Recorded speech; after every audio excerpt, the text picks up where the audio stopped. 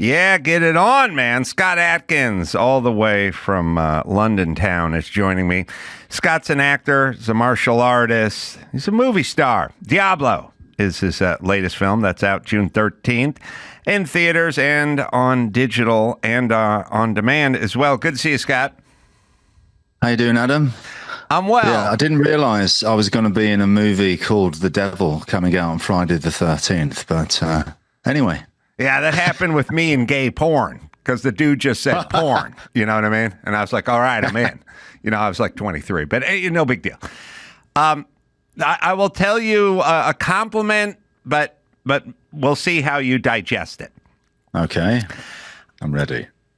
I have a memory that's good for certain things, but not good for others. I'm good at numbers and things of that nature, but I'm not really good at names. So I do this show and I talk to 300 people a year or maybe 500 people a year. And then at some point, somebody says, who's on? And then they go, Scott Adkins is on. And then I go, Scott Adkins. Oh, let's see. Yeah, martial artist, actor. I go, oh, yeah, right. He was on before, right?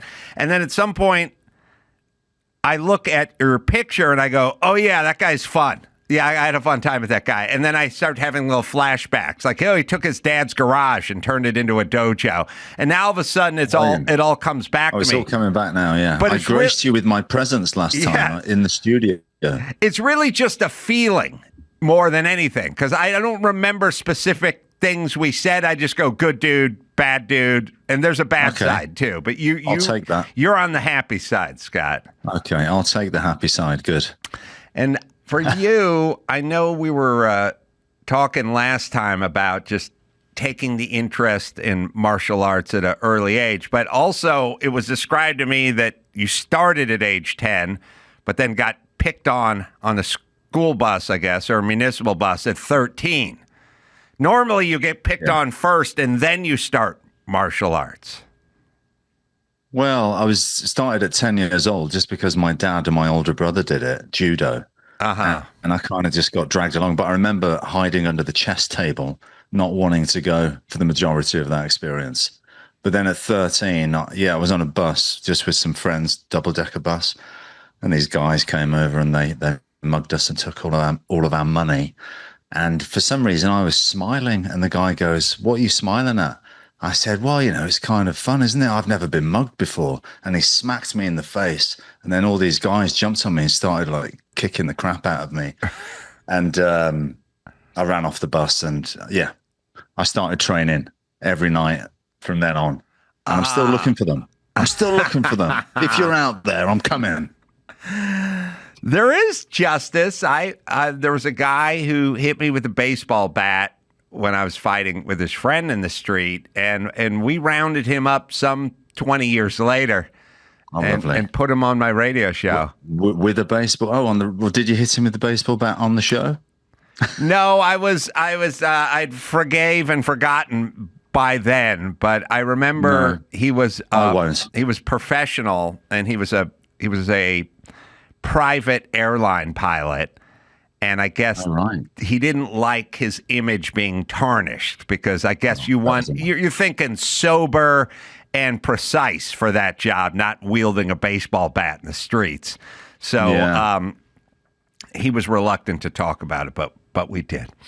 So I just watched a trailer to Diablo, kicking ass, not even taking names, just kicking ass. Again, lots of great action, and it looked good. It looked fun. Where did you shoot it? Shot it in Colombia. I was with the other guy that stars in it with me, Marco Zaror. We were both working on John Wick 4 at the time in Berlin. And I know Marco going back a few years, and we're good friends. And we started coming up with this story of a potential project that we could both star in together. But of course, he's going to be the bad guy and I'm going to be the good guy, much to his dismay. And we came up with this story. And Marco's from Chile, and he thought I should work with his director, Ernesto, who's also from Chile. And so the idea was to always do it in Chile. So we wrote it for South America, but we ended up going to Colombia because, it was more cost effective to do that. But it was a great experience. It was a great crew. We had a lot of support.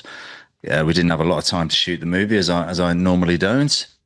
But we're very happy with how it came out. We had a lot of support and very proud of the film. Well, when you're doing movies like Expendables 2 and John Wick 4 and Doctor Strange and Bourne Ultimatum and Zero Dark 30, those movies have a little more time, right? I mean, budget is sort of time. People think budget is special effects, but it's more like days.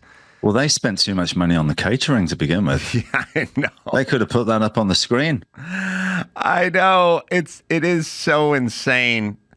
I always say this about Hollywood. The two things you can't get as an actor or an actress in Hollywood is fat or drunk, because you can eat your way out of the business as a man or a woman. You know, you have to stay in fantastic shape to keep those roles coming in. Or you could become just a fall down drunk, and that's not gonna work either. Every gift you get in Hollywood is a basket of cookies or a high-end bottle of scotch. Those are the two gifts you get. When your show gets picked up for season 2, you get a bottle of booze, or you get a basket of muffins. Those are the only two gifts they give in all of Hollywood, and it's a weird mixed message. And I would say the same with the craft service. That's a lot of food getting wasted, but I'm sure the drink gets done. But luckily for me, I played a fat man in John Wick 4, so that's right. Those cookies. But that was a fat suit, right? It was a fat suit, but I didn't have to watch my diet. But the truth is, when your diet goes and you start eating the food you shouldn't, everything just starts to hurt. So it's better just to stay off it anyway. What is your regimen with terms of fitness? Because, I mean, what you have to do is, you have to be quick and you have to be flexible with what you do as well. Yeah, mobility is a big part of it. But the truth is, at my age now, I finish a movie and then it's rehab. I've got to fix the injuries from the movie, because I've got the old injuries that come back and then the new ones that I add to it. So you're going to try and fix the body first and then continue training, because you can't, I'll pig out for a bit, but then you've got to get back on the wagon and make sure you're ready for when the next opportunity arises. What is I like to ask people that are fitness people or who do it for a living or personal trainers or something. I like to just always ask breakfast, lunch, and dinner. And more, there's no breakfast, but breakfast, lunch, and dinner for you, Scott. Breakfast, eggs.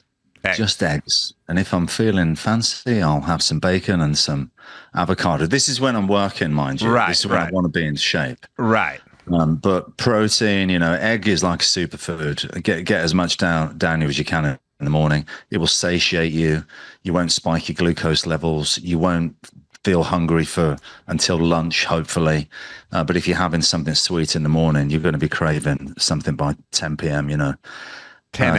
So just load up on the eggs as much as you can. You can't eat enough eggs in the morning. And then for lunch, you're going to try and have some, chicken, steak and eggs. I have a lot of steak and eggs. I eat a lot of meat, a lot of eggs. Mm-hmm. And then in the evening, my wife, she's a great cook and she'll cook for the family. And I'm just pretty happy with what she makes, because it's good, healthy, traditional food. Not too many carbs, but some. Do you, you may not have an answer to this, but something has been bothering me. Maybe it's just amusing me. But out here, we got this whole P. Diddy trial going on, right? Yeah. And not that it's the buzz of England, but I'm sure people are aware of it. But the thing I'm interested in is the courtroom sketch artist. So in some municipalities, we allow cameras in the courtroom. Like the OJ trial, it was all filmed.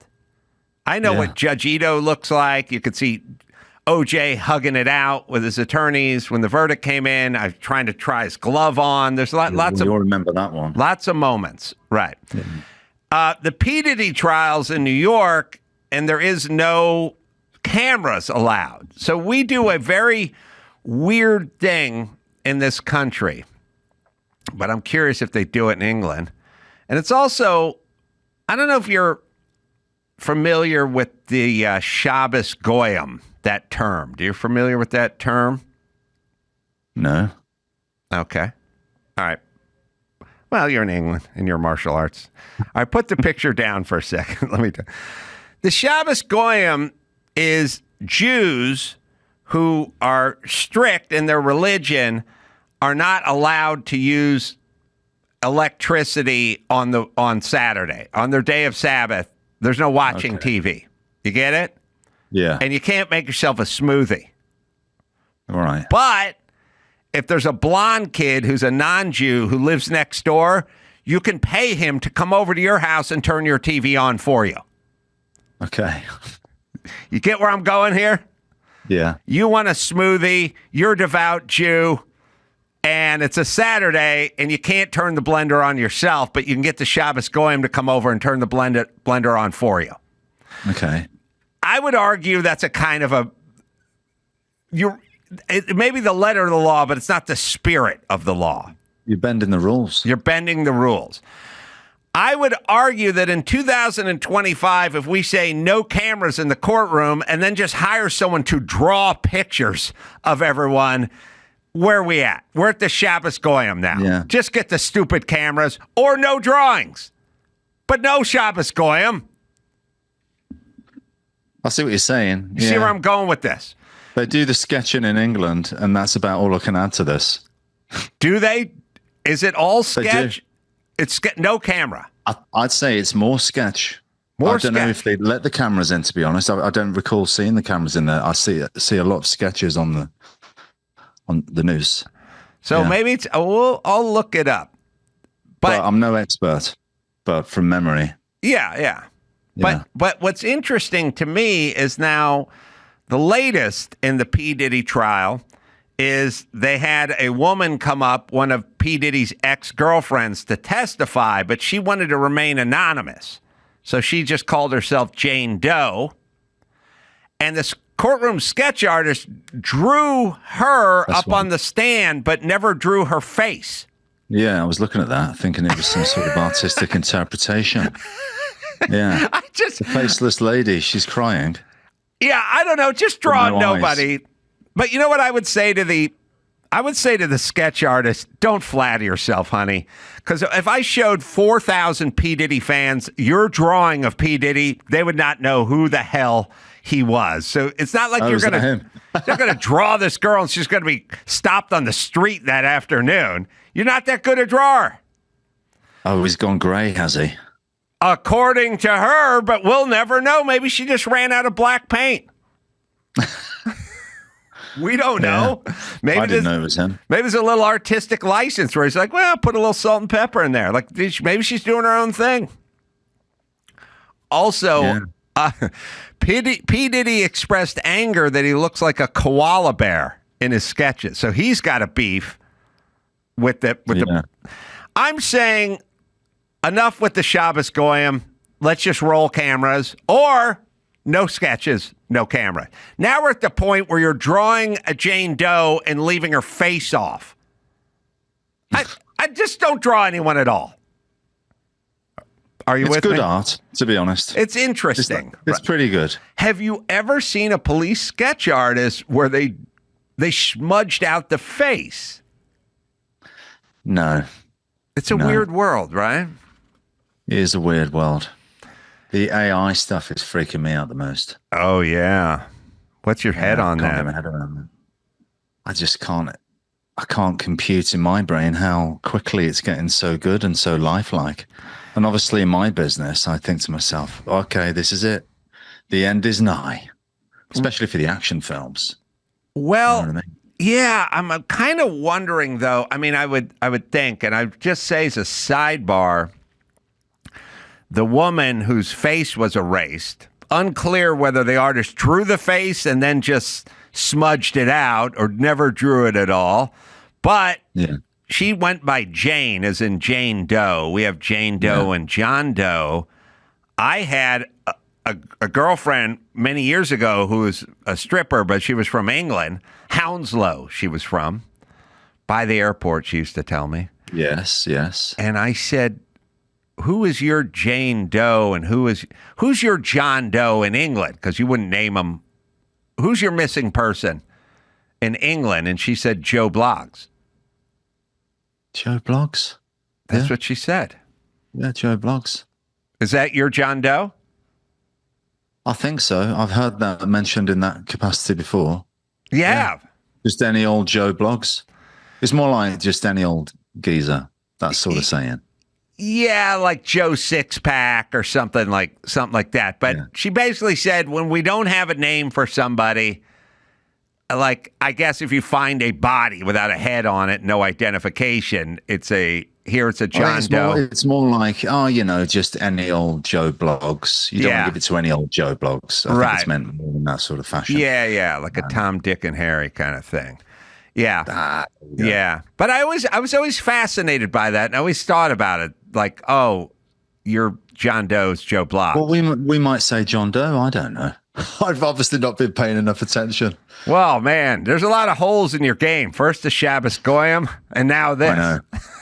In my defense, I'm absolutely shattered at the end of a mammoth media session. And it's late where I am. Oh, it's right. It's a full 8 or 9 hours later, I guess. It's late. Yeah. Delete Me. Delete Me makes it easy, quick, and safe to remove your personal data online at a time when surveillance and data breaches are common enough to make everyone vulnerable. Delete Me does all the hard work of wiping you and your family's personal information from data broker websites. They know your privacy is worth protecting. Sign up and provide Delete Me with exactly what information you want deleted, and their experts take it from there. As someone with an active online presence, privacy, well, it's important to me, and that's why I've signed up with Delete Me, and you should too. Am I right, Dawson? Take control of your data and keep your private life private by signing up for Delete Me, now at a special discount for our listeners. Today, get 20% off your Delete Me plan by texting ACS to 64,000. The only way to get 20% off is to text ACS to 64,000. That's ACS to 64,000. Message and data rates may apply. Homes.com. Some might say Homes.com has the best home shopping site. I would say that. Maybe that Homes.com's super comprehensive and transparent agent directory is the best, or maybe it's that Homes.com is the only site that always directly connects you with the listing agent who knows the home the best, or that they have the most in-depth neighborhood content of any home shopping site that's extensively researched to highlight the personality of each neighborhood. Homes.com goes above and beyond to bring home shoppers the in-depth info they need to find just the right home. That's why I love these guys. Homes.com. We've done your homework. Well, then I'll soldier forward by saying, let's get back to you being replaced by AI. Now, I would argue that I think it may be the opposite of what you're thinking, because we are getting back, and maybe it's the John Wick stuff and maybe it's the Mission Impossible stuff, but we're getting back to a sort of tactile world where we actually want to know this is happening. You know, like you could synthesize beef all day, but at some point you just want to know it's from a cow, right? Yeah, I know what you're saying. I mean, I know what I like. But I don't know what the kids like these days. You know, it's all the comic book movies. It's a lot of CGI stuff. Are they that bothered that something isn't real? I know I would like to, I want to watch an action film and know that the guy's actually doing what he's seen to be doing, even if it's a stunt double. I like to know that the stunt double actually did it, rather than some sort of digital thing. But I just don't know what the next generation will think. I mean, people like Tarantino swears by it has to be on film. He won't shoot on digital. But I look at that and I go, well, it looks the same to me. So I'm part of the problem. Now, the next generation will think, well, I don't care if this AI thing is not real. I like it and it looks real. So I'm a fan of him now, or whatever it is. I don't know. I can't get my head around it, and I don't know where it's going to go. I do agree with you because, I mean, you're right. you and I want to know that there's really somebody in there and jeopardy. You know, the plane could crash or the guy could get hit wrong and break a bone, or like I like the notion of this is actually happening. But there's people now with fans of accounts that are, you know, like AI, like OnlyFans accounts and stuff like this. Apparently, so they tell me. And I can't understand that, but people seem, I guess there's a market for it. And is it going to expand? Well, I don't know. I think it will. I think there's always going to be a market for it. I think. But will the reality market be the niche market? Oh, we want to watch some movies like the old days back in the 90s when you actually knew that the guy was real. And most people are like, oh, I'm not bothered about that. It looks real to me. Well, I'll say this. I'm older than you, and I can remember a time when they thought when the VHR tape and the recorder came to home use, they said, oh, no one will go to the movie theater ever again. You could watch a VHS version of whatever movie you want in your living room with your own player, not pay $14 for popcorn. They just said that's the end of movie theaters, and it's never been the end. If they keep saying it's going to go away, it's going to go away, and yet we persevere. Yeah, I get it. Less. It's less, and maybe you're right, and maybe by the time we're of a certain age, it's diminished. But I've been around long enough. I'm in California, and in California, starting from the time I was in high school, they warned us about Africanized killer bees coming in from Texas and killing us. And I was worried the first 1,300 times I heard about it, but after 40 years, I never listened anymore. And I felt like we've been talking about theaters going away since I was 25, and yet there's a Cineplex out here on every corner, and they remain. So I remain hopeful. Good luck finding a Blockbuster Video. Right, and that's true. It went the other way. Yeah. It was funny because there was definitely a 5 to 10 year period when Blockbuster Video went, man, I'd hate to own a movie theater about now. You want to own a Blockbuster franchise, and now theaters remain and Blockbuster's gone. So good. Well, Blockbuster could have been Netflix. If I they know. Played their cards right. It's crazy, right? Yeah. The thing I was thinking about when I was when you were talking about this AI business, and then you said the younger people, then I thought to myself, I don't know if you've kept up with the news with all the rioting that's going on in Los Angeles and that kind of stuff. Must have come across your feed, right? Yeah, yeah. And I'm seeing these young guys, young males, 18, 17, 20, and, they're standing over the bridge, over the freeway, the 101 in Los Angeles, and there's cop cars going past them underneath, and they're trying to time it so they can take this brick or trying to kill someone, piece of concrete, right, the size of a loaf of bread, and see if we can aim for the windshield, right?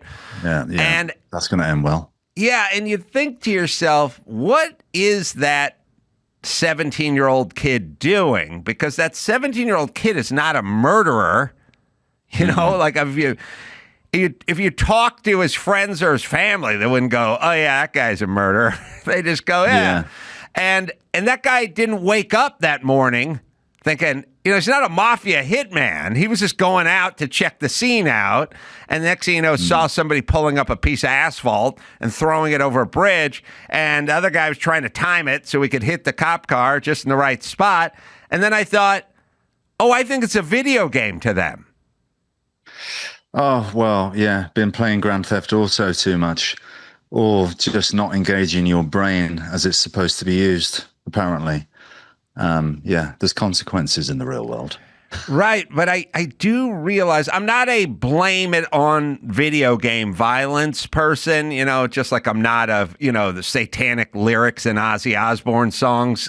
I'm not one of those people, but I do realize if you're living in Los Angeles and you're 20 years old, you probably spent the last 10 years playing a video.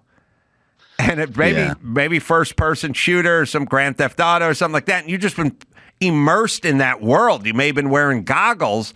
So this becomes like an actual real video game to you. Let's see if you can take the cop car out with the block of cement. Yeah, God, I don't know. I wouldn't think it's that either, to be honest. I wouldn't. It's madness. I don't know. It's a crazy time we're living in. And people are just going nuts.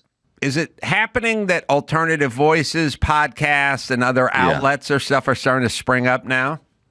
Oh, absolutely. Yeah, I mean, you know, we got Russell Brand and people like that. But yeah, Joe Rogan, you know, your podcasts, all these guys, I think that's where people, you know, you want to listen to someone that you feel you can trust. You don't want to just be fed a load of propaganda. Yeah. And so whoever that is, whatever side of the aisle you're on, mainstream media, you just don't feel like it's trustworthy anymore. Well, it is funny because I will talk to people from mainstream media, or I have in the past, and they'll say, because it's funny because there's a lot of projection. They'll go, I think Chris Cuomo came in here once, or I was interviewing him, and I like him. I do a show. He does my show. He's a popular voice, CNN, and now he's gone independent. Yeah, I listen to him too. Yeah. So he just said to me, he said, like, you know those guys, you know Tucker Carlson or Ben Shapiro or Joe Rogan. He goes, but those guys don't believe what they're saying. Like, what do they really believe? And I go, oh, no, they absolutely believe what they're saying. Now, you may disagree with it, and it may not be correct all the time, but rest assured, whatever they're saying, that's what they think. And I think that's all we can ask for. You can't ask for 100% accuracy because no one's 100%. Yeah. Well, only I'm 100% accurate, but no one else is. But you can't ask for that. But you do need to know that that's genuinely what they think. And I think. Well, I think the most important part is that. Yeah, it seems like they're saying what they think, but if they make a mistake or they get something wrong, it's important to own up and say, look, my bad.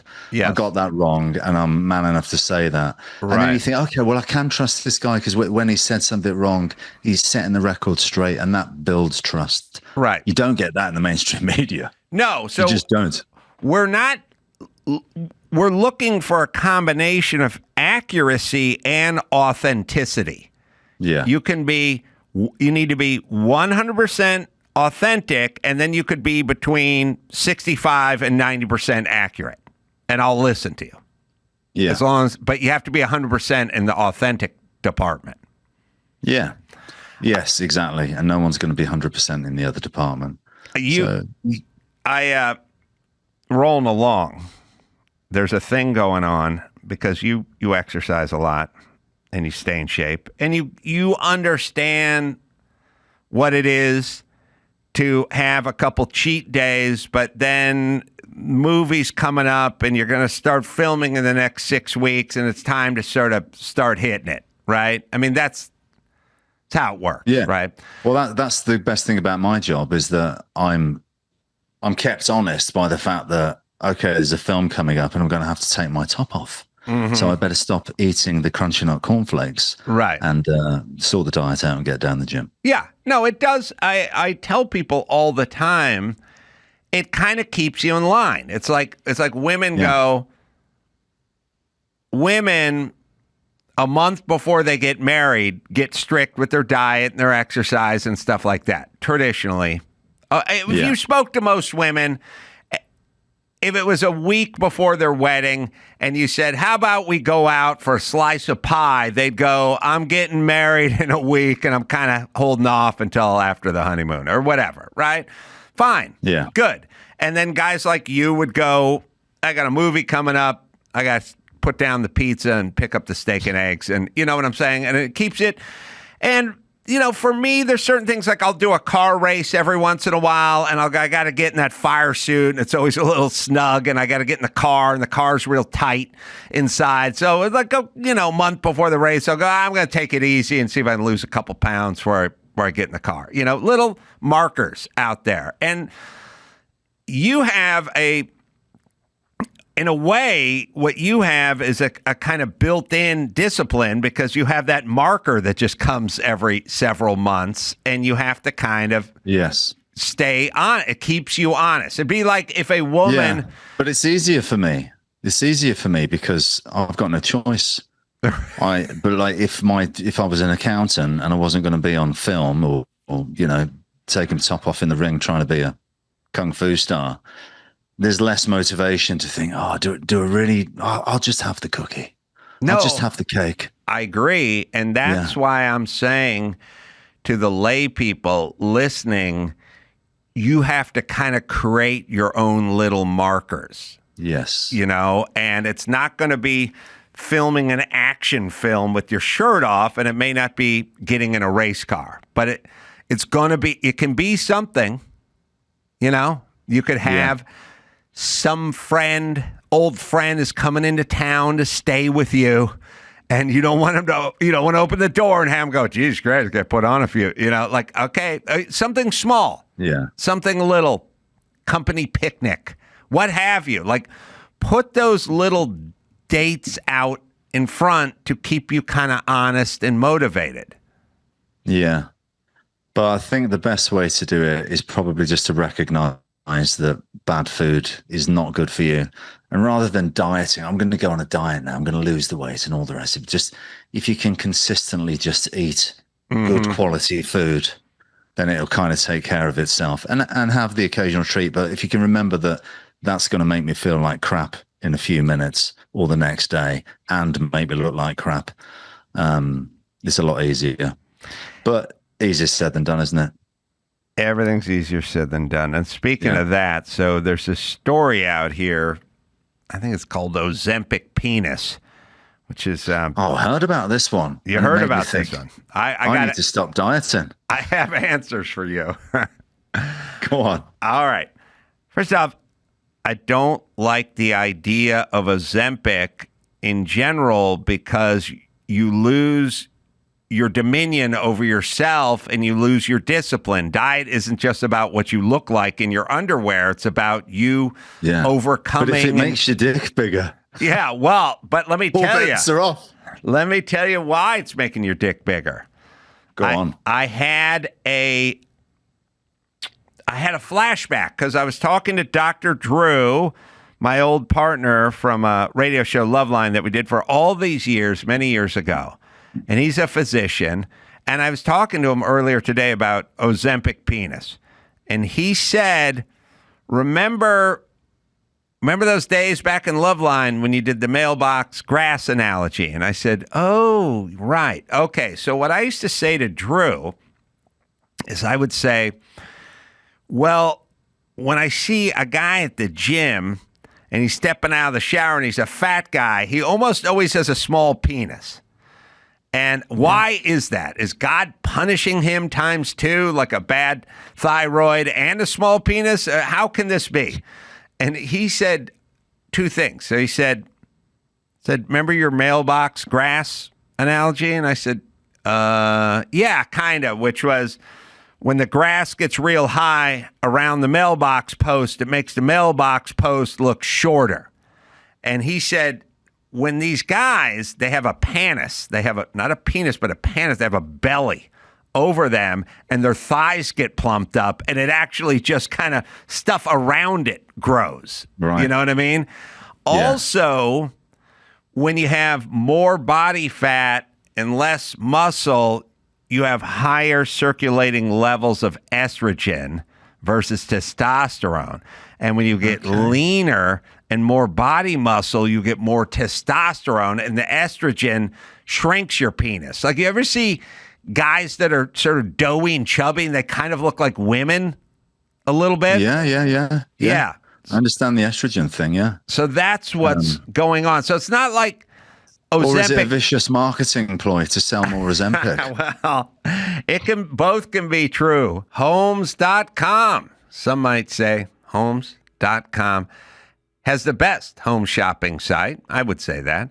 Maybe that Homes.com's super comprehensive and transparent agent directory is the best, or maybe it's that Homes.com is the only site that always directly connects you with the listing agent who knows the home the best, or that they have the most in-depth neighborhood content of any home shopping site that's extensively researched to highlight the personality of each neighborhood.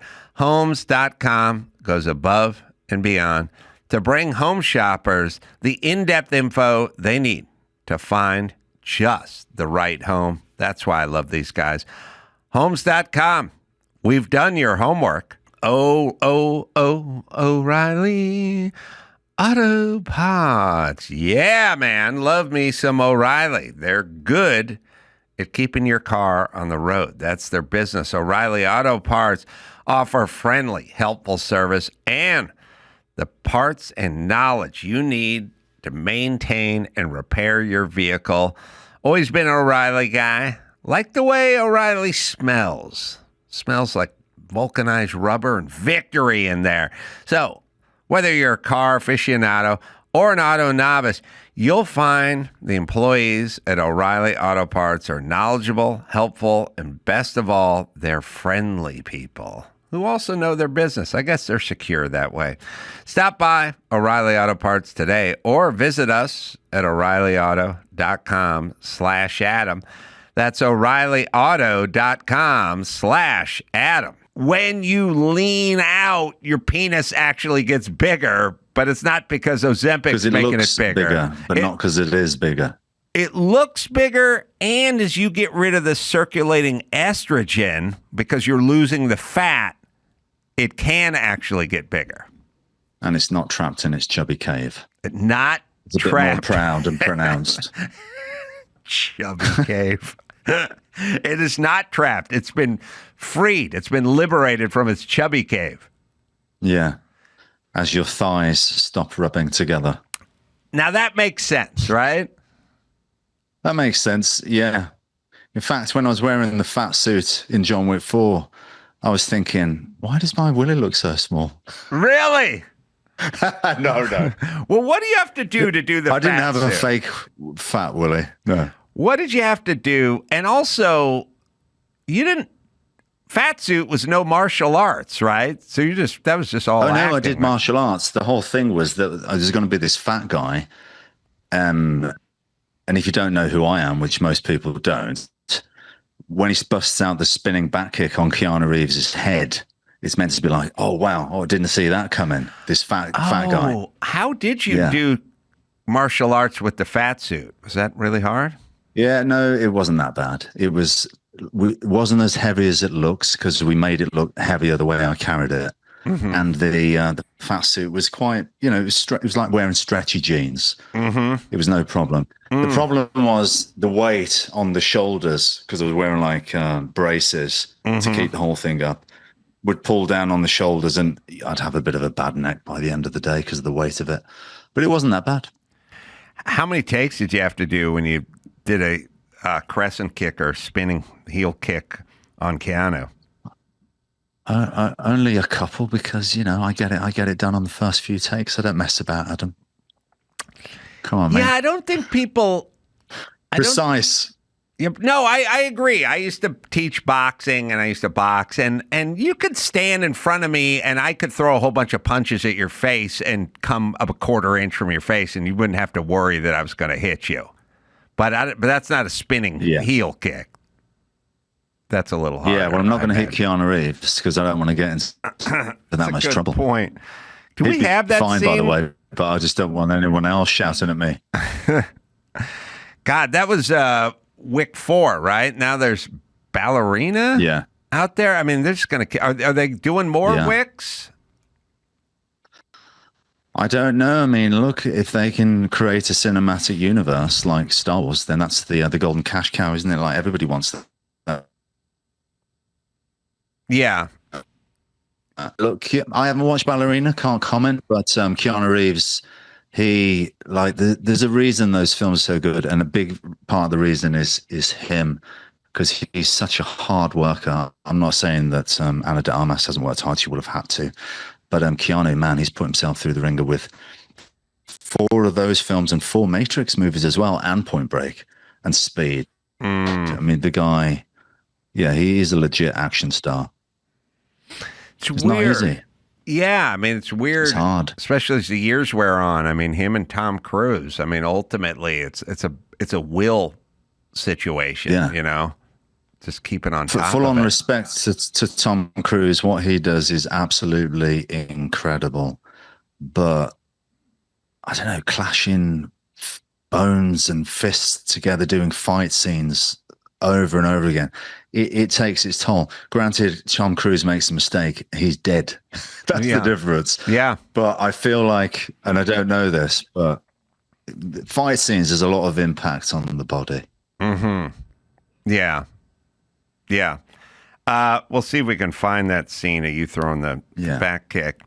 You should know, you said stretchy jeans, and you should know as a martial artist that Chuck Norris came out with a line of like kung fu jeans in the 70s. Do you know that? I remember. I remember it well. Yeah, You absolutely. The Chuck Norris jeans. Yeah, Never had the pleasure of wearing them. Oh, well, you must have been 5 when those Send things us a came pair out. of your jeans, mate. Yeah. The conceit was I didn't wear jeans at that age. you needed stretchy jeans so you could kick someone in He the had face. the flares, though. Yeah. Yeah. Who's for you? Who's the Mount Rushmore of martial artists? That could be mixed martial arts, could be MMA guys, could be action stars. Of course, it's Bruce Lee. He's the ultimate. He's the best to ever do it. He's a true martial artist. He created his own martial art, the philosophy that goes along with it, the cultural icon. You know, there's not many people more famous than Bruce Lee, is there? And everything that he did for Chinese martial arts and Chinese people. That cultural breakthrough in the 60s when he was legitimately encountering racism. You know, he wrote Kung Fu and they wouldn't give him the part. They gave it to David Carradine because he was too Chinese. Like, how crazy is that? Oh, he wrote that. I didn't know he wrote that. He wrote that, yeah. Which I think with Sterling Siliphant, if I'm not mistaken. But yeah, he is the granddaddy. And you look at his fight scenes now, there's nothing like crazy. Like, he doesn't do the crazy kicks that the kids do now. It's all the basics, but he does it with such style and panache and grace and intent. Emotional content is what we talk about. So when he hits with such grace yet power. It's phenomenal to watch still to this day. So those are the fight scenes I always go back to. But of course, you got Jackie Chan. He's on the Mount Rushmore. And, you know, people like, for me, Van Damme. When Van Damme came out and I was 13 years old and I saw Bloodsport, that was huge. That was huge. And he was the guy of the time. Like, Chuck Norris was a bit before then and I was too young. But at 13, to see Van Damme in Bloodsport, you know, incredible stuff. Yeah.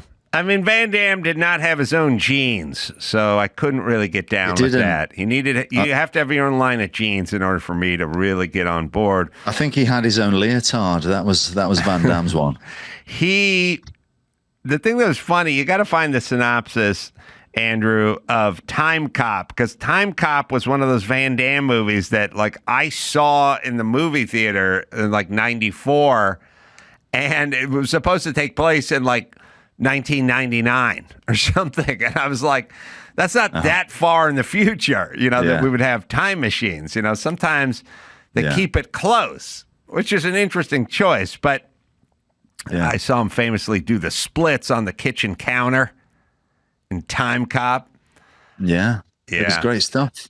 I agree. He brought all the tools to that movie that he had in the past.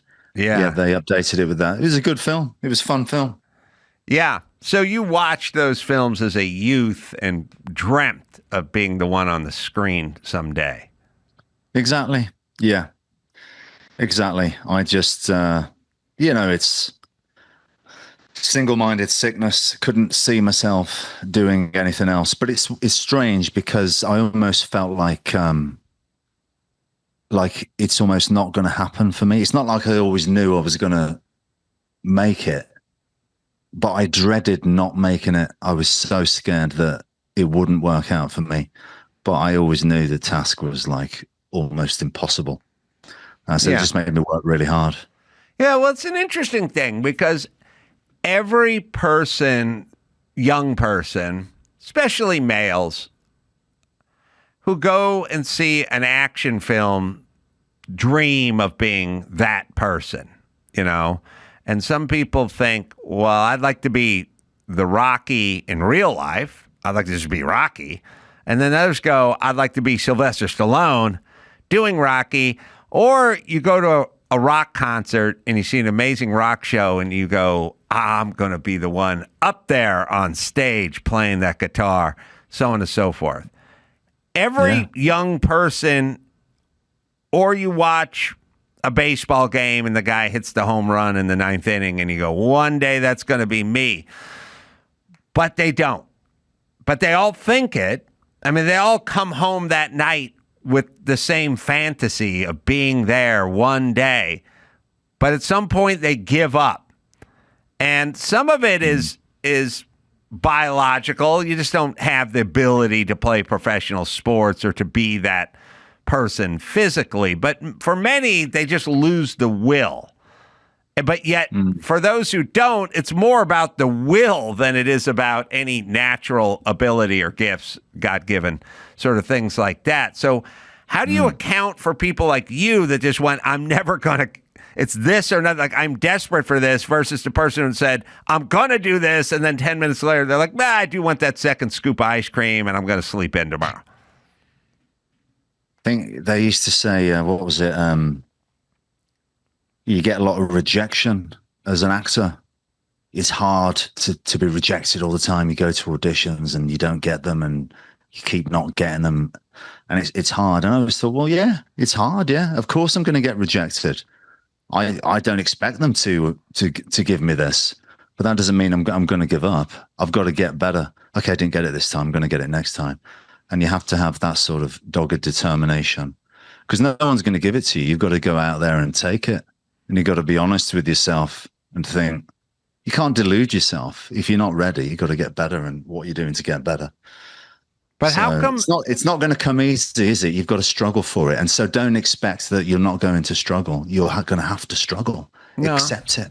That's the journey. I get it. I just wonder why out of the 5,000 people who see the rock concert, only 3 end up actually being on stage. But when 5,000 left, they all had in their head, I'm going to be on stage, and so many gave up on it.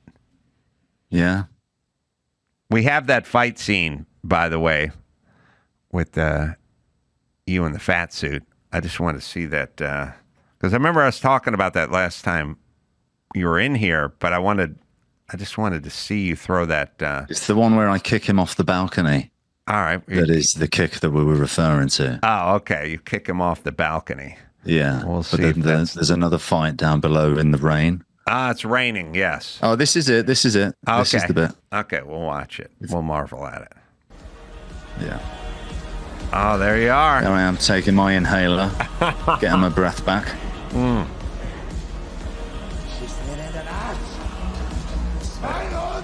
That's so crazy.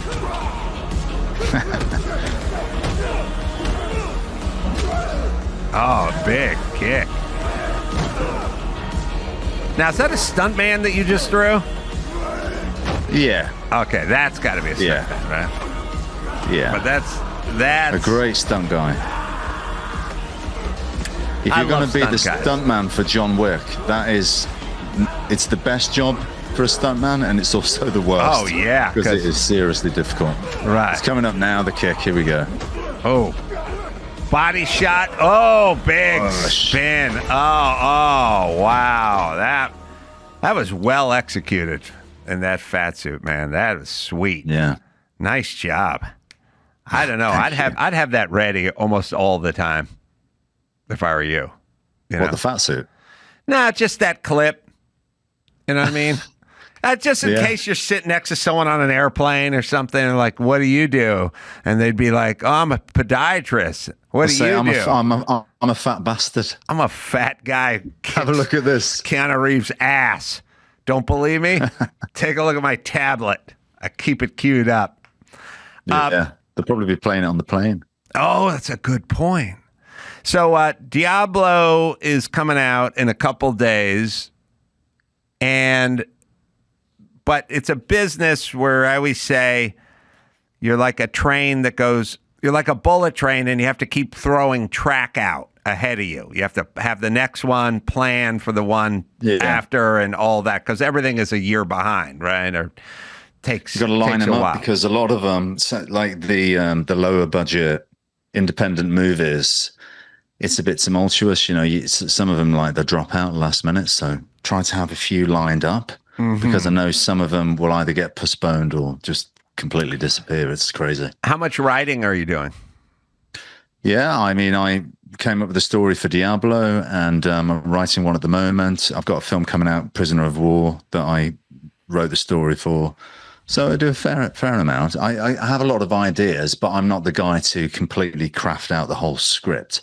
That is laborious to me. Yes. I don't want to do it. I don't want to. That's the graft. But I have a lot of ideas that with other writers we can hopefully come to fruition. Well, this brings me to another subject. Time Cop, by the way, was 1994, but he traveled to 2004. That's long gone. Save his wife. I know. I wish I should have told the producers not that much is really going to change. Even Back to the Future is long gone now. Right. You'll probably be driving the same car in 04 as you are today. That's how much it's going to change. So this is a point that I think people should take, which is know what you're good at and know what you're not good at. And like you have that thing where you're able to discipline yourself and do the repetition and martial arts and all that kind of stuff we were just talking about before, whereas others drop off. But you don't have the whatever it is to sit down and like type out a long 95-page movie script. So then you get with somebody who does do that. And that person probably doesn't do martial arts like you do, but you get with that person and you go, help me facilitate this thing. So it's not about just attacking everything, going, I'm going to do this. Sometimes you have to know the stuff you don't do. Yeah, because I'm very slow with it. And there's people better at it than me, so why not farm it out to them? With the promise of, look, I can get this film bankrolled. It's going to happen because I want to do it, and I can get movies made. Can you write it for me? And you'll get paid in the process. Right. So, yeah. But I just find it's boring to me. It's not boring, but it doesn't come easy. It takes longer, and there's people that can just bang it out and get on with it. So. Yeah, but I'm saying it's just kind of important to know what you do and what you don't do. Like you should know that. It's fine. Yeah. Yeah, you do a lot of other things. You don't need to do everything, Yeah. And then surround yourself with people who are good at it, whatever that thing is, and then work with them. Yeah, and learn from them as well. And learn from them as People well. Better than you. Yeah. Scott, when are you going to be in the States next? I don't know. I probably will come out for the premiere of The Rip, which is a movie with Ben Affleck and Matt Damon that I did. What? And so that's January time. What? Tell me about that one. The Rip? It's directed by Joe Carnahan. Joe. Joe's nuts. Yeah. Great director. Wrote a great script. Very authentic. Brilliantly written. And it's in a killer cast with Matt Damon, Ben Affleck, Nestor Carbonell, Stephen Yuan, like loads of great actors. So very happy to be involved. Well, tell me, I know Joe. I know Matt Ben a little bit. Tell us about that, or whatever you can say. I don't know how much I'm supposed to talk about it, so I've got to be careful. But it's about these stash houses in Miami, where there can either be drugs and cash or both. And I think Carnahan wrote it with someone who did actually do that job. It's a very authentic script. When you read it, you know that it's like the real deal. Mm-hmm. And it's really, I think it's the first time Matt Damon and Ben Affleck have like properly starred together. Like it's those two going at it. So I think it's going to be very exciting to see that. And obviously, it's going to be a big, wide release. And you have a nice role. Well, it's Netflix. In it. It's Netflix. But they'll do a premiere out here. Yeah, well, I'm guessing so, and so I'd like to come out for that. Oh, okay. And that's do you say January? That's January, so it's a way off. Yeah. All right. Yeah. Well, when you come out, come by the studio and say hi, and we'll talk. Love to, Adam. We'll talk about that interesting Always project. A pleasure, mate. Always a pleasure, Scott. Always great to catch up with you. See, I know my memory was I can't remember anything, but I remember liking that guy. That's all. Yeah, just that guy in the fat suit. That's how you got to remember that. Diablo's the name of the movie. Out June 13th in theaters, on digital, and on demand. And Scott, we'll follow up because, in January, man, come by. We'll talk about Rip. All right, Adam. Be glad to. Great seeing you, my friend. Then. Take care. Thanks, mate. Okay, we'll take a quick break. Come back. We'll do some news right after this. This summer, Pluto TV is exploding with thousands of free movies. Summer of Cinema is here. Feel the explosive action all summer long with movies like Gladiator, Mission Impossible, Beverly Hills Cop, Good Burger, and Transformers: Dark of the Moon. Bring the action with you and stream for free from all your favorite devices. Pluto TV. Stream now. Pay never. Shopify. Well, you want to start a business, it can be intimidating. Yeah. I mean, so much to do, so much to think about, but it's still worth it, especially in this great nation. Finding the right tool to not only help you out, but simplify everything, well, can be such a game changer for millions of businesses. That tool is Shopify. Get started with your own design studio with hundreds of ready-to-use templates. Shopify helps you build a beautiful online store to match your brand style. You'll be able to get the word out like having your own marketing team behind you. Easily create email and social media campaigns wherever your customers are scrolling. And best yet, Shopify is your commerce expert with world-class expertise in everything from managing inventory to international shipping to processing, returns, and beyond. If you're ready to sell, you're ready for Shopify. Am I right, Dawson? Established in 2025 has a nice ring to it, doesn't it? Sign up for your $1 per month trial period at shopify.com/Carolla, all lowercase. Go to shopify.com/Carolla to start selling with Shopify today. Shopify.com/Carolla. It's time to check Adam's voicemail. Adam, you missed the new development in the Sunny D landscape. Sunny D with vodka. Saw it at the liquor store yesterday. Bye. You can leave us a message at 888-634-1744. All right, Elisha Krauss is here, but her bio isn't. You know what I said to Dr. Drew today? I go, 40% of my life is just redundant. It's 40% of my life is like Groundhog Day, saying the same thing over to the same people, like over and over again. It's always going to be a part of your life, but I don't feel it needs to be 40%. Like it should be like low teens. Oh, you're lucky that it's only in the 40s. As a mom, I feel like it's like 99% of my life. Yeah, as a mom, but now you're dealing with adults. Like every time Elisha Krauss comes on the show, I go, I wish I could give you a plug, but I don't have your bio in front of me. And then I go, we need Elisha Krauss's bio. Well, I haven't done much, so maybe that's why. It's a light bio, but it's still a bio. They're like, why kill the tree to print this out? Yeah, just put it on the screen, because I like to give you plugs, babe. Oh, thanks. Appreciate that. What were we just listening? Sunny D. Oh, it's got vodka in it. Okay. So it's like orange juice and vodka, but now it's Sunny D and vodka? Like pre-packaged? Yeah, I think that's what they're saying. Wow.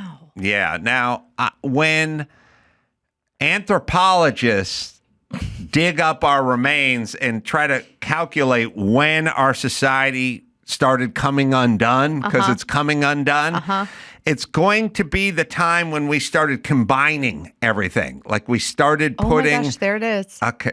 It wasn't. Don't put it up there. It wasn't. The thing, because the guest always goes, "Hey, look at Sorry. that." No, it's all right. It's impossible. What I've been telling everyone here is, if I said, "Let me tell you a story about the time me and Eartha Kitt sang karaoke together," and then what they do is they slide a picture of Eartha Kitt in, and then whoever's in here goes, "Oh, there she is." We're like but it'll a be cat. right in the middle of the story. We're like a cat, like super distracted. It's I'm cannot sorry. help. No, I'm but sorry. it's not your fault. I tell my guys I can't help them.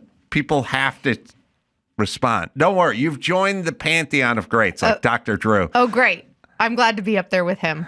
I would actually say it wasn't just, though, going back to your point, it wasn't just when we started combining the things. Well, Because OJ and vodka has been about that to thing. hit a punchline, Oh, but sorry. it's all right. It's all right. But Forget it now. whippets, do you think that society started going, remember the whippets? I was going to say, when we started putting like cheese in the crust of the pizza and cheese in the hot dog and Dorito flavored taco shells from Taco Bell, like it's the combination.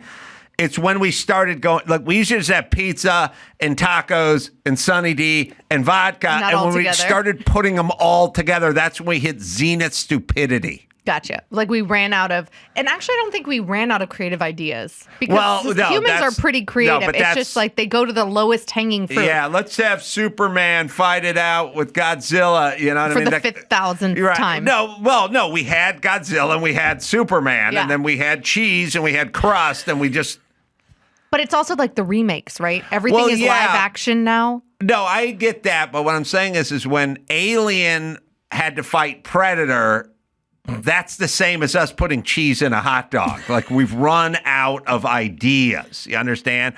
We had Alien, we had Predator, we had hot dogs, we had cheese, we had Sunny D, we had vodka, but we put them all. It's going to be the era of putting shit together that didn't need to go together, and that's when we hit the height of stupidity. Oh, like the era of putting men and women sports There you go. all at the same time as the Sunny D and the vodka, man. It's such this argument, it's always a crazed argument that I have with people all the time when they go, "Well, what's the obsession? Why do you have an obsession?" I'm like, I don't. If you said, "Look, on the girls' basketball team, I think we should start a Wolverine," I'd just go, no. Yeah. No. That's a bad idea, and No. it's not fair to the girls, and someone's going to get hurt. And they'd go, "Why are you so obsessed?" I just go, I'm not obsessed. I'm saying it's a bad idea, and it's not fair to the girls. And you're not referring to the girl Wolverines from No. the awesome 80s film, Red Dawn. No. Wolverine. No. Wolverine. Leah Thompson. Oh, yeah. Who was the other chick?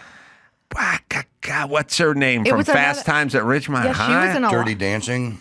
It was her. Yeah, yeah. Jennifer Grey. Yep. I'll tell you, there's been a handful of ladies who I've come across in my professional career that had it for the ace man. Oh, was she one of them? I think she could join a very short but prestigious list Of women? of women who came in to do the radio show who ended up liking me a little bit. Oh, wow. I kind of want to know who else is on this list. I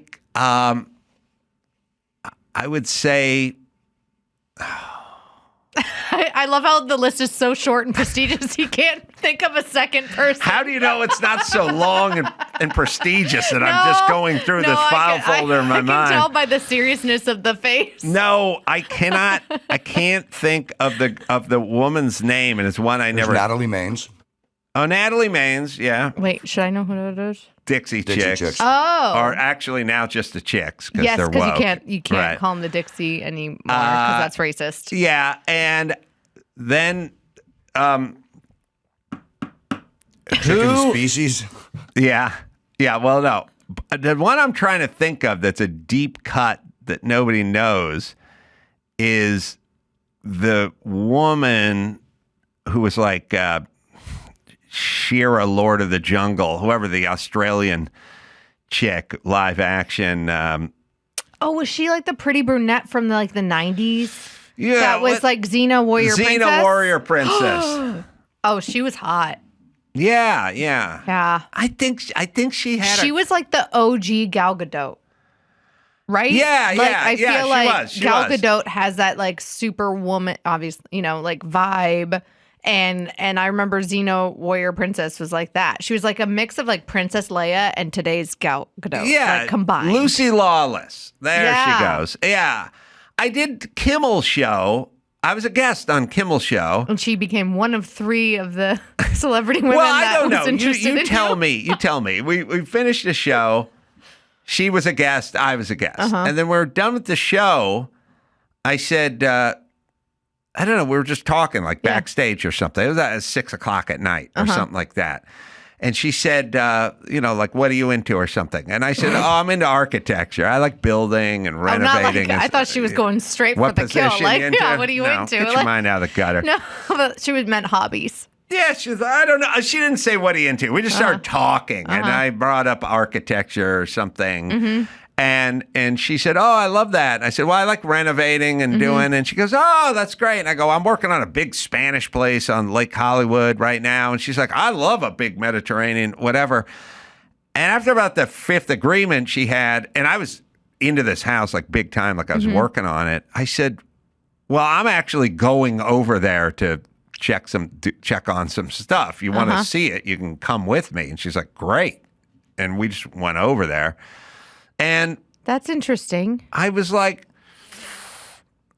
I'm married. I was married at the time, and I was like, I never was a cheater, but as Seems we're a walking little- through my house be at like, night this is a alone, and maybe having a glass of wine or something, I can't remember. Felt a little bit like a date. Yeah, like had she a was little she was making measurements and wondering where her clothes would go. had a little date vibe to it. I basically found my experience with women is, but you tell me. Okay.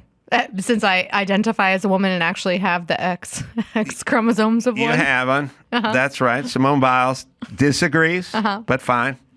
I have said it's pretty basic stuff. If a woman has an interest in you and you bring up a movie, like let's just say, well, what's in the theaters? Well, Mission Impossible's in the theaters, right? Yeah. So if a woman may not inherently have any interest in seeing Mission Impossible, but if she has an interest in you, Then she'll and go see it with you. yeah, but that's not what I was going to say.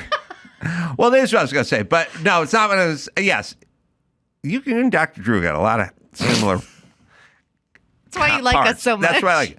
No, if you say to the woman who's not really interested in seeing Mission Impossible, I'm going to see Mission Impossible this weekend, they go, oh, I've been wanting to see that. That's interest. If they go, oh, I'm not a big Tom Cruise guy, then that's non-interest. So you really have to you bring something up and they go, I've always wanted to try that or always wanted to check that out. It could be you just go, I'm thinking about getting some bikes and riding along the Strand and Venice Beach. And they go, I've always wanted to do. Then they're saying, I'd like to do it. If they don't like you, they just go, good luck. Yeah, but so what's hard as an extrovert Yeah. who likes to make people feel comfortable is that I could be like, oh, yeah, I heard that movie was good. Some friends went to see it the other night. But then I wouldn't be like, do you want to go see it together? You know, like it can be a fine line. You would have to be, first off, you would have to have a little sense that the guy's single, that maybe he has some interest. Well, unfortunately, it's not whether or not the guy is always single or the girl is always right. Like sometimes people put out those feelers there. You may have to know. You have to know which way the wind is blowing a little bit. It's not just you and some dude running, whatever. It's like you have to kind of go, I think this guy's, taking an interest in me. Looking for a little something, something. And when he brings up going to Knott's Berry Farms.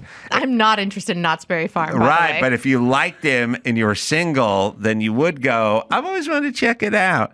And you might go. But I'm saying That's actually very true because I am terrified of roller coasters, and unless they're like Disney level coasters, like Space Mountain is the best. And when my husband and I were dating, maybe even already engaged, he was like, we were in Vegas for work. And he was like, I want to do like that roller coaster at the New York hotel. And I was like, yeah, I'll do it with you. I think I cried and almost threw up, but I did it with him because he wanted to go on the freaking roller coaster. God bless you. You're keepers, we used to say. But Yeah. So when a person, when I'm going, it's at night. I go and I got this house. It's half built. It's up in the hills. Well, she and they probably go, got her "How would hopes it-" up because you are also to blame, sir. Because you invited her to your home right. at night and poured her a glass of wine, and it was just the two of you. But as a guy, you're dense. As a guy, you always know that nothing is going to happen if you don't want it to happen. I think also as a guy, from what I've heard from my husband and guy friends and all that stuff, is even when a guy wants something to happen, it's still, thankfully, when you're a gentleman, it's still in the woman's control, right? Yeah. So well, that's what I'm even if saying. your intentions had been for something to happen, which they weren't, that she would have been in control of like whether or not they could or could not happen. I was trying to think if I put the deadbolt on the front door or not. Yeah, you're right. Maybe I hadn't got the deadbolt on there. Either way, as a guy, no, that's, well, kind of. Well, yeah, I'm not going to rape anybody in my half-built house. I'm going to wait till it's done. God. No, I know as a guy, you can screw around. You can go, okay, this chick's probably got a little crush on me, but we can go do this whatever because I'm not going to cheat because I would have to cheat. I'm not going to do it. Like you're not going to instigate. You'll be fine. She's probably not going to do any. Even if she's digging it, she's not going to make the move. You know what I mean? I've heard of some gals making the move, man. Oh, really? Yeah, not anybody in my friend group, but not anyone in your friend group. I have good friends, is what I'm trying to say. Well, there's nothing wrong with making the move. There was recent data that showed that, like, it's actually, I think the assumption, and I have, like, I call myself a conservative feminist, and I have very, like, feminist friends, but they're more on the left that are kind of, like, borderline anti-male, and they're like, every man's going to cheat on you. Every man is a cheater. And now the data is showing that it's actually kind of 50-50. Like when you look at affairs and divorces that are the result of affairs, it tends to be 50-50. Really? But I think, I haven't like read the actual divorce filings, but I think that for men, it's definitely more physical. And for women, I think it's like emotional. Yeah. Like an emotional affair. Yeah. So she was probably like, oh, there's something about Adam that I like. And yes, I also like Spanish-style homes, and I'm going to go see where I'm going to put my new drapes. I can't say for certain, and I don't know if there was anything after that, but I just remember... She didn't slide into your DMs? That wasn't a thing back then? No. I just sort of remember her going, I don't know why she's being so agreeable, but next thing you know, we're walking through my house. I'll take that as... Maybe she was open to the notion of a date. So we got two people on the list that were open to the notion. Yeah. If you gave me some time and a steno pad. Some more. That's why I didn't think the list was very long. You literally had the same look on your face that my 7-year-old does when she's trying to come up with a good reason for like smacking her sister. Yeah. Well, literally. I have a low self-esteem memory, so I might not remember all who was on that list. Does it require a low self-esteem memory? Because I would feel like sometimes as somebody with low self-esteem, you'd want to delve back into the archives to give yourself a little boost. I discovered I had the low self-esteem memory when we were doing the Man Show, and we thought it'd be funny to go back and contact all the women I dated before I was a celebrity. I was a poor guy driving a Isuzu Trooper with roommates and, poor guy syndrome. And I said, well, here's a list of all these girls I used to date who dumped me. It'll be funny to go back and see how they feel now. Like the Toby Keith song, How Do You Like Me Now? It's exactly like that one. Or the Toby Keith, I Want to Talk About Me. That's my favorite Toby Keith song because he yodels in it. And so I tell my segment producers or something, they ran everyone down, and everybody they talked to just went, I didn't dump Adam, he dumped me. And I was like, wait a minute. But then I realized my low self-esteem brain went, I got dumped, but I probably didn't get dumped half the time. But I also realized people have a weird poetic memory when it comes to who dumped who. Yeah. So I think that was a lot. Everybody always wants to, I think naturally, emotionally, people might want to make themselves like the victims. Yeah. You know what I mean? Because dumping somebody else not the seems a bad little guy. icky. You know? Yeah. I get that. And so I went, oh, that person dumped me. But then that person went, no, he dumped me. And I was like, well, there's only one way to settle this, my lady. So did the segment work? What ended up happening? I never did it. Never did it. No, because they all felt like I dumped them. So my husband was my first boyfriend. Really? So I don't have this experience. That'd be a horrible man show bit. All right, what do you got in the news department? Well, since we already touched on it, I think we should talk about how Simone Biles is now apologizing to Riley Gaines after their back and forth on X. Did you see the original tweet? I saw, we covered I it. still say tweet, by the way. What's that? I still say tweet. I get it. It feels weird to say after she X'd. Yeah. No, Right? listen, I tell people, go Xerox this for me right now, would you please? I need a Kleenex. Yeah. Although they still have Kleenex. I know, but everybody calls tissues Kleenex, even though they're not all Kleenex. Right, but we were discussing old names that are no longer actual But names. it's also like Kleenex and Band-Aids. I think that they're all trademarked, but that's kind of the colloquial. Right. I'm making a separate point, which is kind of adjacent to this point, but I'm still a different point, which is I don't know. Well, maybe there are Xerox copiers. Are they still making Xerox copiers? Because your point may be right. If they're still if people they still do. have them. They still make HP printers and stuff. Who uses printers anymore? Apparently we do. Xeroxing is still a thing. Wow. Okay. So. All right. She apologized. So the original thing really pissed me off when Simone said, bully someone your own size, which would ironically be a male. Yeah, that was weird. Hey, It's really mean girl. But riddle me this. Uh-huh.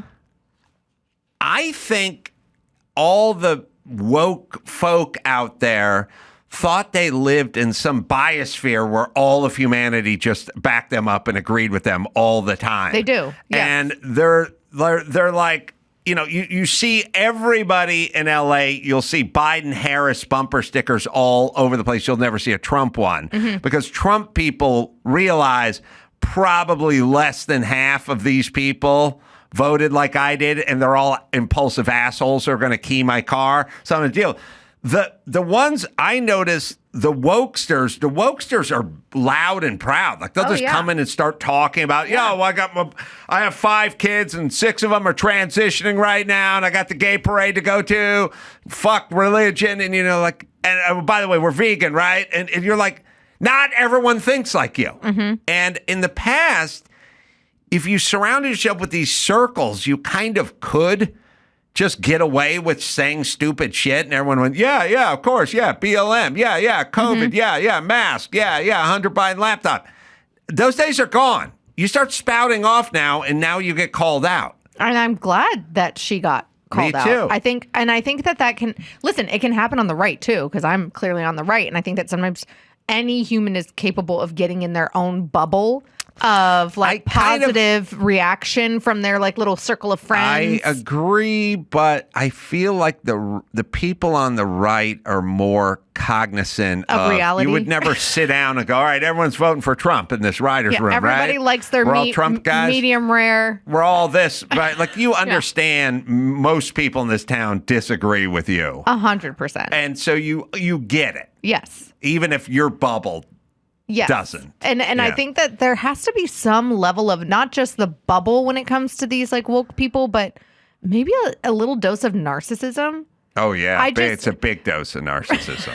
Yeah. To be like, well, how dare you not agree with me because I am the best and the smartest. That is their perspective. And also, they just look at every subject has a popular side to be on and a unpopular side to be on. Mm-hmm. So they're stupid, innocuous stuff, like I was talking about earlier, lab leak COVID versus wet market COVID. They go, okay, we're all in wet market, right? Uh-huh. Yeah, okay. Came from a bat. Yeah, well, why not the lab leak COVID? It's no, we don't.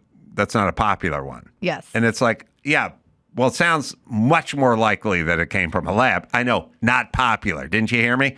Black Lives Matter. Okay. Black squares. Everybody do the black squares. We know where to land. So they just do this stuff, and I don't even think they know what they're saying most of the time. I don't think Simone Biles knows what she's talking about. She's just This is the cool why I side of also this. like encourage people, like young people, and they're like, I want to be Ben Shapiro. I want to be like Adam Carolla. I want to be like Joe Rogan. I'm like, that's great if you think that you're skilled and talented on that. It takes a lot of work and effort and talent and brains and like, you know, sense of humor and stuff to get there. But you also need the people that are, you know, maybe in gymnastics and maybe in social media companies and maybe working at the heads of H&M and Target and all these other places.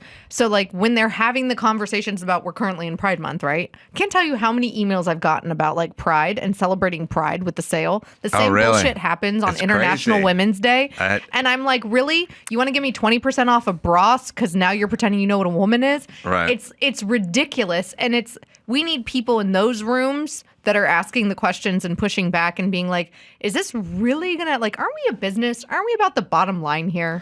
Like, aren't we a society that has some level of common sense? Simply safe. Well, it's important to feel safe at home. We all want that secure feeling. Traditionally, security systems, well, they didn't stop things before they happened. They had to wait till somebody broke in and then the alarm would go off, and by then it was too late.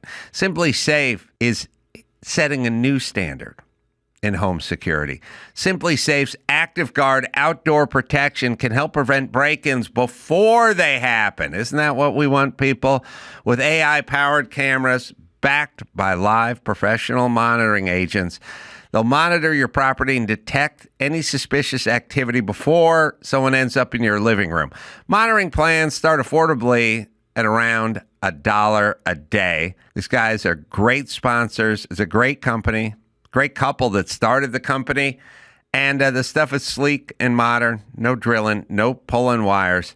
It's Simply Safe, right, Dawson? You can get 50% off your new Simply Safe system with professional monitoring and your first month free at simplysafe.com/Adam. Just head to simplysafe.com/Adam to claim your discount and make sure your home is safe this year. Keep your home, your family, and your peace of mind protected with Simply Safe. There's no safe like Simply Safe. I'm very unpopular with this opinion where when I hear some politician go, diversity is our strength. No, it's not your strength. It's just something.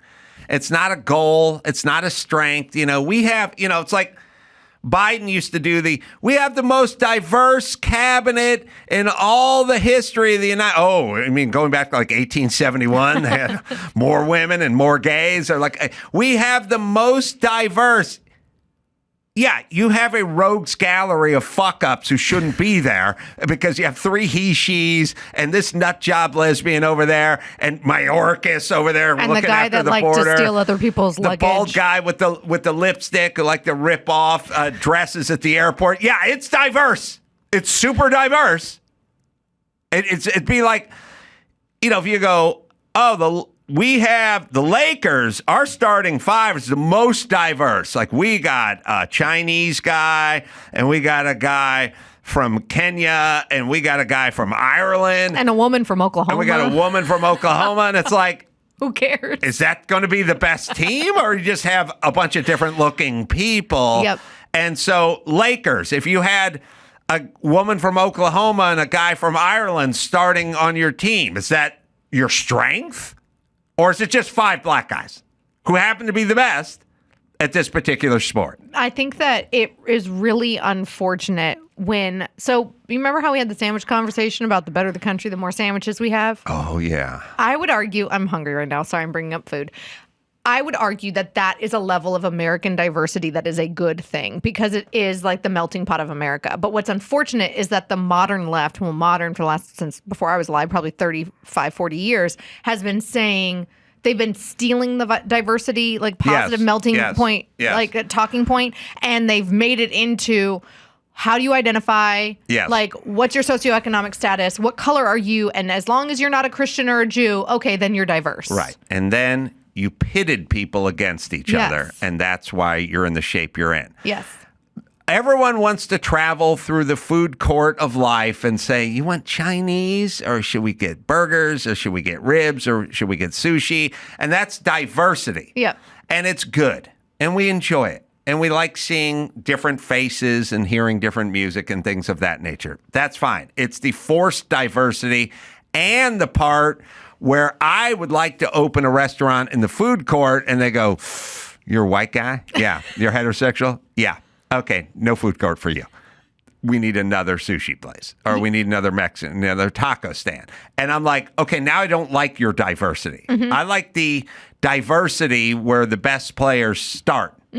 That's my diversity. And Simone Biles and Riley Gaines won up against women in their categories of sport. They are both insanely talented. And I've been a fan of Simone, and I appreciated her openness and honesty about her mental health struggles and stuff. So actually, I was like, first I was pissed off, and then I actually got really sad because I'm kind of sick and tired of girls with like the bitch fighting. And I feel like to go to somebody's size is so petty and low. And then Riley was obviously able to pull up all these previous tweets of Simone being like, glad I'm not competing against the dudes. Yeah, no shit, Sherlock. Of course you're glad you're not competing against the dudes. Also, the size thing is a bizarre angle because the average American woman, probably under the age of 30, and you can look it up, the average American woman under the age of 30 is probably 5'5.5", maybe 5'6", exactly Riley Gaines' height. Yeah, I haven't met her in real life, but I've heard she's a tiny gal. And next to Leah Thomas, there is a significant size difference. Yeah, the dude, right. So I don't know what your point is, like your dude size, but she threw a tape on herself. She measured herself, and she was 5'5.5". Tiny. I'm 5'7", and I feel short. I don't think it's tiny because the average woman under 30 is 5'4". Whoa, in the United States? Which is interesting. I wouldn't think it was that short in the United States. Maybe if you did the world. Yes, in the United States. Wow. All right. So 5'5.5" is not tiny for a woman. It's average. Average size. For a woman. But why is Simone Biles picking on her size? But to me, I don't think it was picking as a woman who's had women like make mean comments about my size or my looks or whatever. And sometimes dudes in the YouTube comments. I don't think it was about the height. I think it was about the overall size. Like your kind of like we got to read it. Hey, Dawson or somebody, I don't know why I don't have any pens in here or how they all escaped, but I could use one. Thank you. So she said bully someone your own size, which would ironically be a male. So it's not men aren't there was just some body shaming going on. Exactly. Men aren't just taller than women. Men are built very differently than women with like every part of your bone structure and your muscle structure and your hormones and all this stuff. You know what? Bully someone your own size. Oh, well, what it was is Riley Gaines put a tape on herself. She filmed herself with a tape. Yeah. So and Riley she was 5'5.5". But Riley also, was being very Riley's a slenderish, average build at best, like on the slimmer side of women in America. So anyway, it's a retarded point that Simone Biles made. But anyway, and she's walking it back. She is going to do what? So she hasn't said exactly what she's going to do, but she broke down her stance on the whole topic with a long response on X, saying that she doesn't have all the answers, but the first step in reaching a conclusion is approaching the matter with empathy and respect. Now, and she said that they are sensitive and complicated issues, and individual athletes, especially kids, should never be the focus of criticism of a flawed system that they have no control over. I believe that sports organizations have the responsibility to come up with rules supporting inclusion while maintaining fair competition. We want a future for a sport that is fair, inclusive, and respectful. If you take that last line, I think I've literally written that in op-eds in the past when I've talked about this issue with CIF and, these teams that have boys on them. It's like, I don't think... I'm sure there's a couple of people that on the right that are like, yay, we can talk about trans people. But it's never my intent or heart or whatever. I actually do have empathy for these kids because I think that they've been lied to, and I think that they're being used as political pawns by a ridiculous medical system in the left. I agree. And maybe they do just want to go out there and play softball. Fine. But if you're going to say that you want something that is fair, inclusive, and respectful, it's not fair, inclusive, or respectful to girls in sports to make them play against a dude. Okay, I have the same socks that Riley's wearing right there. We're looking at Riley Gaines, and she looks slender and then her husband or whomever is going to throw tape on her, as we say in the business, the carpentry business, and he measures it out. Go ahead, play it. And we find out she's 5'5.5" and looks slender. So the weird slight about being man size, I'm 6'2" and I'm 200 pounds. She's 5'5.5" and she's 122 pounds. Or Probably. 20, yeah, I mean, so I don't and know it's all muscle, God bless her. I don't. You talking about me? Now you sound like warrior princess lady. All right, here we go. Play the tape. Okay, figured I would whip out a tape measure to settle this debate. Wikipedia says I'm 5'9". Simone Biles yesterday told me to bully someone my own size and then said, ironically, that would be a man. Number one, acknowledging that there are differences between men and women. Number two, this is my 6'4" husband, the same height as Will Thomas, my super cute husband. I've got a tape measure. Clearly, I don't have shoes on. He's putting his hand on her head. Back to back. Don't know why the lights are flickering. Maybe that's an omen. Standing back to back. I have to stand on it or the haters are going to say we have like a Republican tape measure. He's putting his hand up there on her head. What we got? Holding it out. 5.5 on the nose, a hair below actually. All right. 5'5.5". Yeah. So. They're maybe 7/16. They're such a cute couple. They are. Like, they're so good looking. Let me They have say such this. pretty babies. I have an invention. What you see when you see this couple is offspring. What I see is an invention. Invention? An invention. Okay. All right. You ready? Okay. For years, since the dawn of time, when you measure somebody, that guy's holding his hand on top of her head flat and it's tilted at a 10-degree angle, and then he's holding it up one way or so. That is not scientific at all. There's an inch below or an inch above. And then, when your kids lean up against the door jamb. Yeah, and we have those markings in the kitchen doorway. Mark the kid in the kitchen doorway. I don't know why we're so enamored with that, but we do it, and then at some point you die and the next gay couple buys your house, paints right over it. That's life, baby. But every time, and it happens, then you go to the doctor. Has anyone been to the doctor lately? They pull that fakakta metal stick out of the back of the scale. Has a thing. First off, you can't just have a height station. It's got to be connected to the scale. But you stand on the scale, and they pull that thing out. And when you see the stick come out, it comes out like a 45-degree angle. Like it looks like a pitched roof. And you're like, that thing is not flat. It's going up. This thing's down. You shaved 2 inches off my height with this thing. Are you ready? Okay. A height measuring level hat. Now listen to me. Hear me out. It's a clip. It's just a clip. Indeed. What do they call the clip? What do they call that for the women's? Like a headband, a hair clip, a hair tie? No, there's a name. A claw clip? Nope. This all predates you. Okay. And you're homeschooled, so you probably don't know everything. I know everything but pop culture things. There's a thing, it was probably more popular in the 60s and 70s. It's not a beret. I want to say beret, but it's not a beret. It's a Barrette? Barrette. It's a barrette, right? It's a plastic, barrette. Is it like the clippy ones? Like they used to be metal? No, they're just like, it's bent plastic, and women would hold their bangs back or whatever by putting, we'll show you a barrette in use. Okay, better yet, Steve Martin. You know the man? Yes.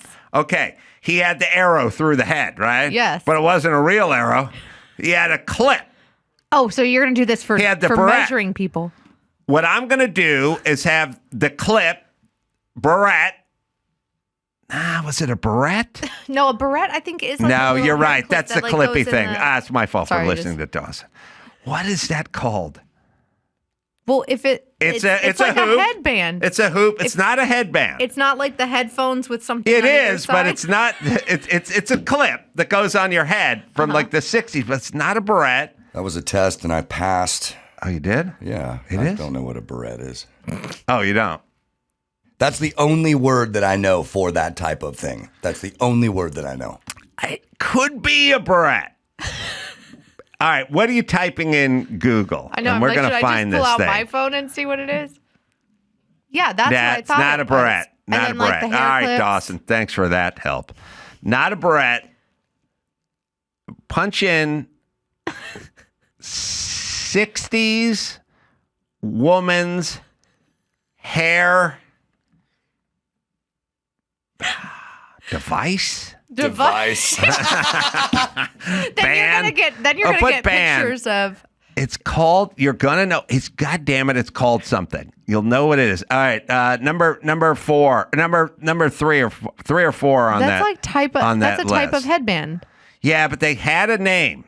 They had a specific name for like the cloth headband. No, this is be a plastic. It's a plastic hoop. It's like a half. This thing's gonna have to be plastic. Is everyone picturing what I'm Is saying? it one of those things that's shaped like a horseshoe that they Yeah, put over their yeah, head yeah. and it Guys, kind of it's tucks behind called the ears? a Yeah. headband. No, because this is plastic. But headbands can be any fabric. They No, but call this is them a device. I'm telling you, there is a name because well, the one thing I'm headband. always right about is there is a name. It is the left, up and left. It's a up and left. headband. It's not a headband. A headband is a scarf that you tie. No, that's a scarf.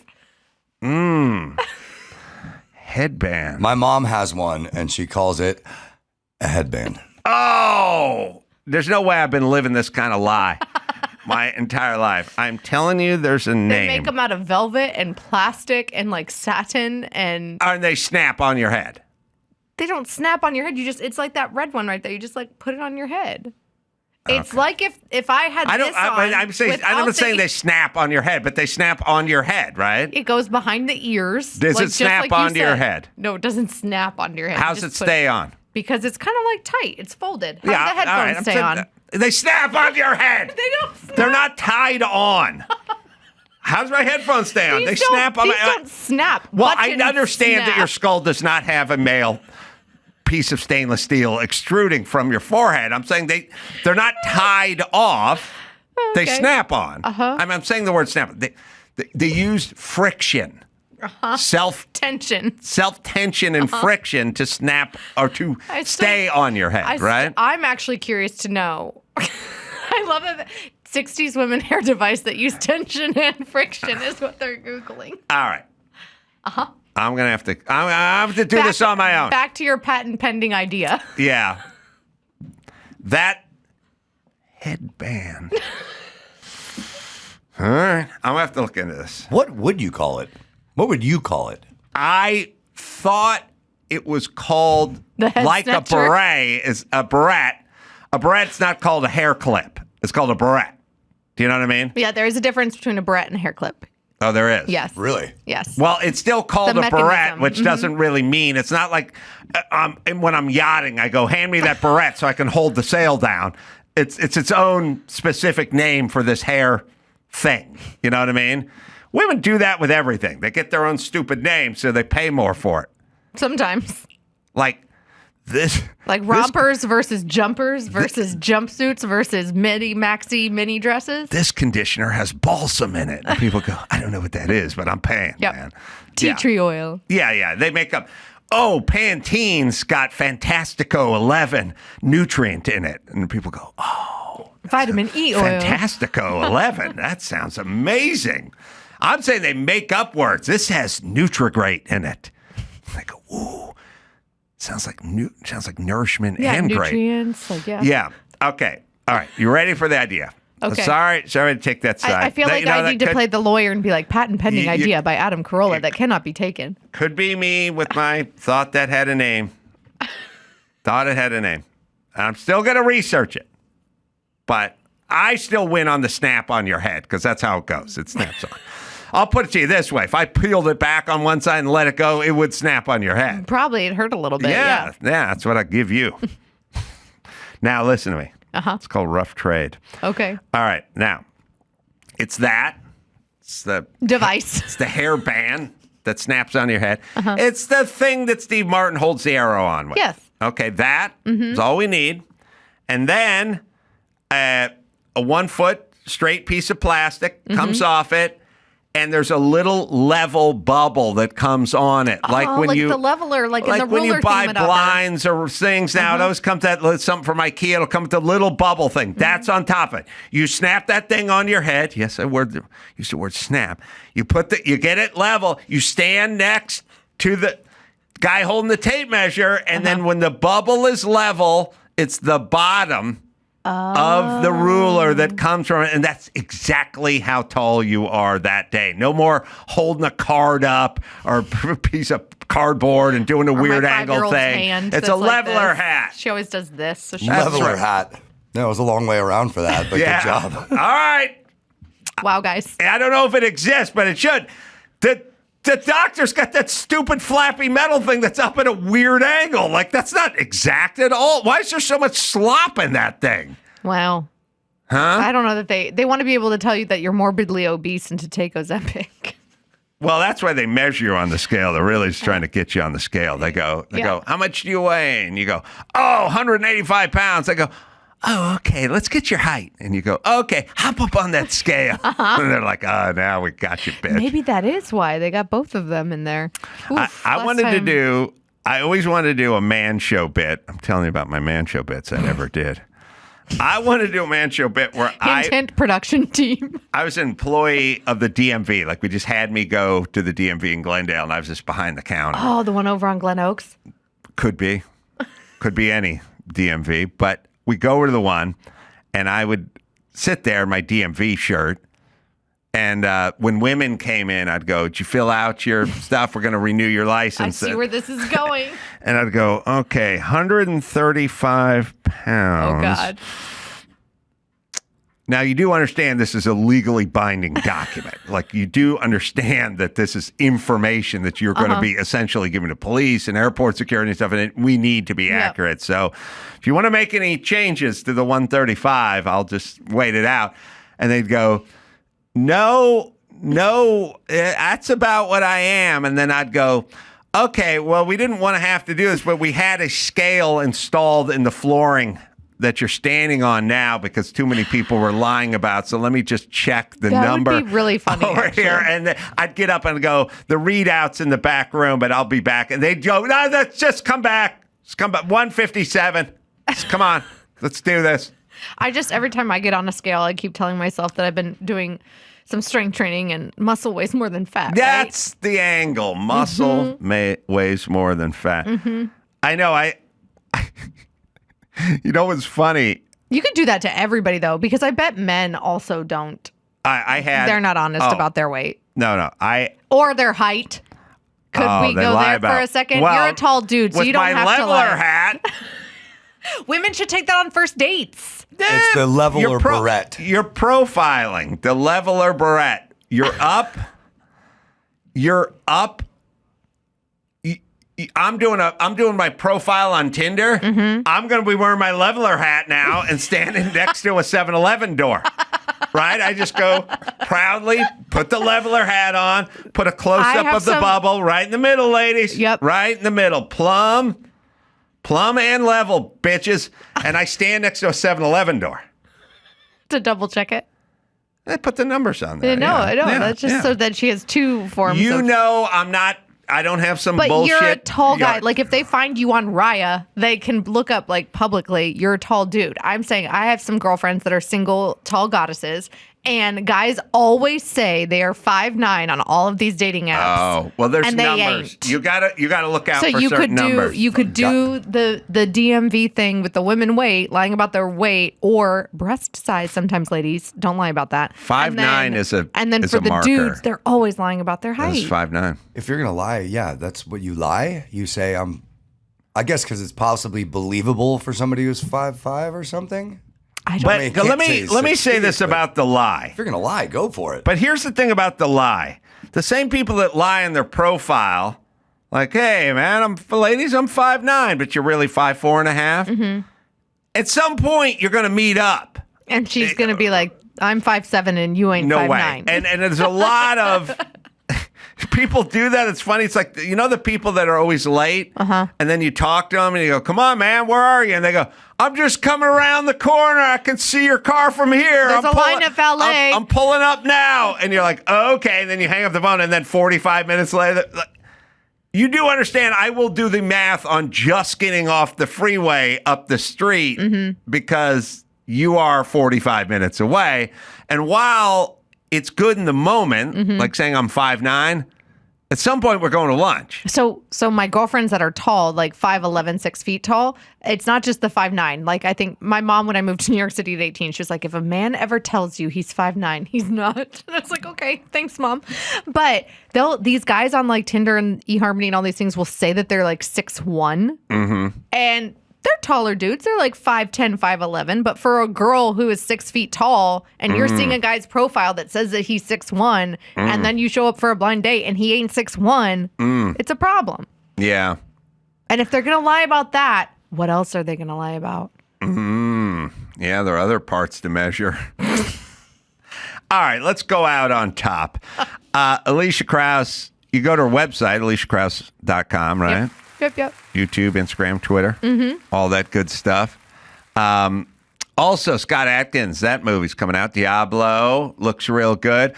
I am going to be a Wise Guys in Salt Lake City. That's 13th. Yeah, it's coming up this Friday and Saturday. Doing 2 shows Friday, 2 shows Saturday. Fun. Yeah, and then I'm going to Jimmy's Club in Vegas starting on the 19th, doing a bunch of shows over there. Just go to AdamCarolla.com for all the live shows. And until next time, it's Adam Carolla for Elisha Krauss and Scott Adkins saying mahalo.